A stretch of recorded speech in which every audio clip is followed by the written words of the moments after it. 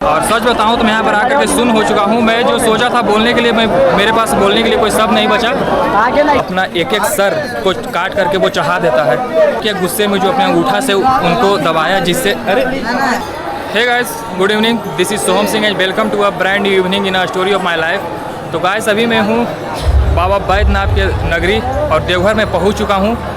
और अभी मैं यहाँ पे पहुँचा हूँ तो यहाँ पे एक पौंड है, वहाँ पे स्नान करके यहाँ से जल जो है उठा करके मैं चलूँगा लाइन में लगने के लिए। तो चलिए, और यहाँ का दृश्य कुछ इस तरीके का है, बहुत अधिक भीड़ यहाँ पे।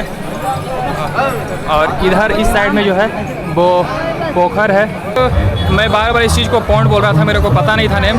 इस जगह का नाम जो है जहाँ पे लोग स्नान कर करके जल यहाँ से दोबारा संकल्प कर करके वो जाते हैं जल अर्पण करने के लिए शिवलिंग को, तो वो इस जगह का नाम है शिव गंगा। और यहाँ पे देखिए, यहाँ पे जो है इस तरीके का जो है यहाँ पे वीडियो यहाँ पे लगा हुआ है LED। और यहाँ से भी जो है शिवलिंग साक्षात दिखते हैं। हालांकि जितने भी यहाँ पे श्रद्धालु लोग जाते हैं वो नज़दीक नहीं जाते, वो वहाँ पे एक चैनल बना हुआ रहता है, क्योंकि भीड़ बहुत अधिक है, जिसके वजह से चैनल पे लोग जल चढ़ाते हैं और वहाँ से वो चैनल जो है जा कर के भोले बाबा के शिवलिंग पे गिरता है वो। तो अभी हम लोग यहाँ पे पहुँचे हैं, तो यहाँ से शिव गंगा में स्नान करके यहाँ से जल उठा करके अब जाएंगे, लाइन में लगेंगे और देखते हैं कि कब कितना बजे तक हम लोग जो है जल को चढ़ा पाते हैं। और इस बीच में मैं आपको इस मंदिर का इतिहास और यहाँ का स्टोरी जो मैं आपको बताऊंगा। तो गाइस, यहाँ पे आ गया हूँ शिव गंगे में स्नान करने के लिए, और यहाँ का कुछ इस तरीके का व्यू, और बीच में जो है लेजर शो भी यहाँ पे चल रहा है। और यहाँ पे मैं स्नान करता हूँ और इसके बाद फिर मैं लाइन में लग जाऊँगा शिवलिंग पे जल चढ़ाने के लिए। अभी रात के लगभग 10-11 बज रहा होगा, तो चलिए डुबकी लेता हूँ।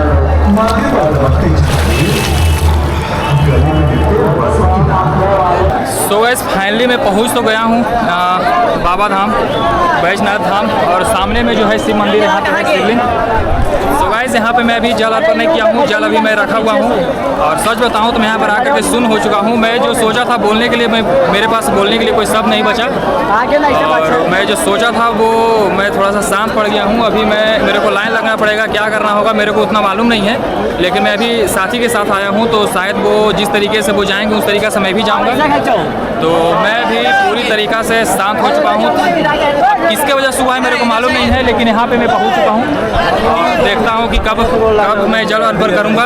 और अभी हम लोग जो है पंडा जी का वेट कर रहे हैं, तो चलिए पंडा जी का आने देती हूँ, उसके बाद मैं आपको अपडेट देता हूँ। और जो मंदिर का इतिहास या और जो कहानी की बात रही, तो वो मैं यहाँ पर तो नहीं बता पाऊँगा, क्योंकि यहाँ पर बहुत सारी भीड़ है और मैं यहाँ पर थोड़ा सा अंडर कॉन्फिडेंट लग रहा हूँ और मैं कुछ उतना थोड़ा सा शांत सा हो गया हूँ, मेरे को बोलने का इच्छा नहीं कर रहा। तो मैं आपको थोड़ा सा यहाँ से जल अर्पण करता हूँ, उसके बाद जो है मैं स्टोरी आपको बताता हूँ।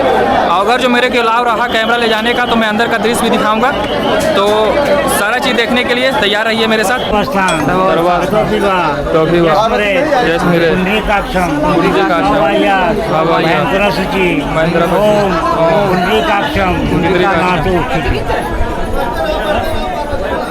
तो गाइस, पंडित जी से संकल्प करवा लिया हूँ और अब जा रहा हूँ मैं शिव जी को जल अर्पण करने के लिए।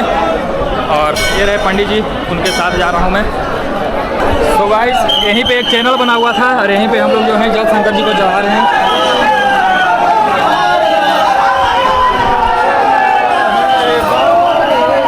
और ये जो चैनल यहाँ पे बना हुआ था ना, ये चैनल जो है वहाँ पे आप CCTV कैमरा में नहीं दिख रहा होगा, लेकिन वो वहाँ पे जो है चैनल डायरेक्ट शंकर जी पे जल अर्पण। यहाँ पर 2 चैनल बने हुए हैं, एक चैनल जो है बाहर से बना हुआ है और एक चैनल जो है उस मंदिर के थोड़ा सा नज़दीक होता है चैनल से।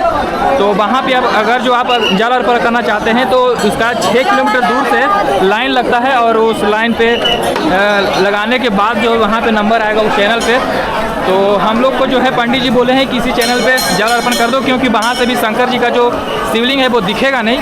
तो हम लोग जो है तीनों वहीं पे आधा जल जो है शिवलिंग पे चढ़ाए हैं, और आधा जो बचा हुआ जल है वो पार्वती जी को चढ़ाएंगे, और आधा बचा कर रखा हुआ हूँ मैं।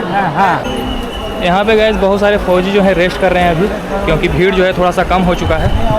तो हम लोग अभी जा रहे हैं लाइनिंग में पार्वती जी को जल चढ़ाने के लिए, और रात का समय है इसलिए उतना भीड़ है नहीं। तो हम लोग को ज़्यादा रूम में बहुत सारे लाइन बनाए हुए हैं, लेकिन उसमें घुमा नहीं रहा, सिर्फ एक ही लाइन से हम लोग को पास कर दिया जा रहा है।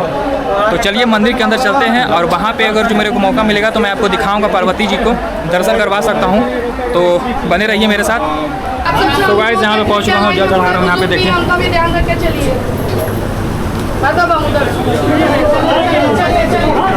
और दे रहे पार्वती जी, यहाँ पर मैं जल अर्पण कर रहा हूँ।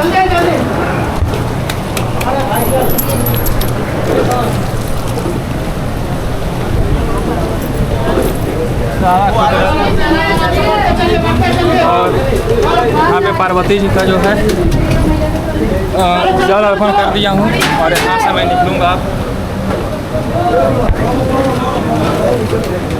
निकलिए माता बहन, निकलिए। चलिए चलिए चलिए चलिए चलिए चलिए निकलिए।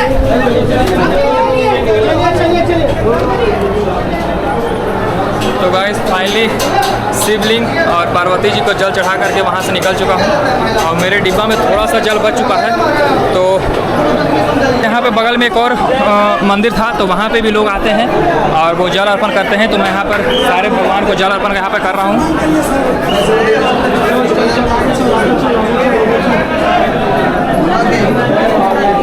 हाँ, जगत माता कुमारी पर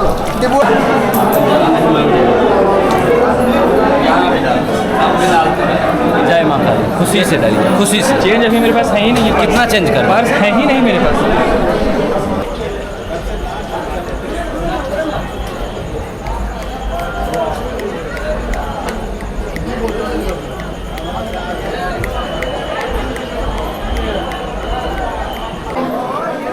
तो गाइस जल जो है चढ़ा के पार्वती जी और शिव जी को वहाँ से पंडित जी से जो है दर्शना वगैरह सारा काम करके मैं निकल चुका हूँ। और अब जो बारी जो आती है वो कहानी की आती है, और वो मंदिर की इतिहास की आती है। तो मैं कहानी को कुछ इस तरीके का है कि लंका का राजा जो था वो रावण था, और वो बहुत बड़ा भक्त था भगवान शिव जी का। और उसका मानना था कि वो अगर जो शिव जी को अपने घर लंका अगर लेके आता है तो उसका जो राज है, उसका जो साम्राज्य है वो कभी नाश नहीं होगा। तो वो क्या करता है कि बहुत बड़ा कठिन तपस्या करता है, और शिव जी को अपना एक एक सर को काट करके वो चढ़ा देता है, जिससे अंत में शिव जी हैं जो प्रसन्न हो जाते हैं, और अंततः वो वरदान को उसे दे देते हैं। लेकिन उसमें एक शर्त रहता है। अब वो शिव जी का शर्त ये रहता है कि अगर वो बोले कि मैं ज्योतिर्लिंग में तुम्हारे साथ जाऊंगा, अगर जो तुम कहीं बीच रास्ते में अगर जो तुम कहीं मुझे रखोगे तो वहीं पर स्थिर हो जाऊंगा। तो वो रावण था जो मान लिया, और वो अपने शिवलिंग को उठा करके वो अपने लंका की तरफ वो चलने लगा।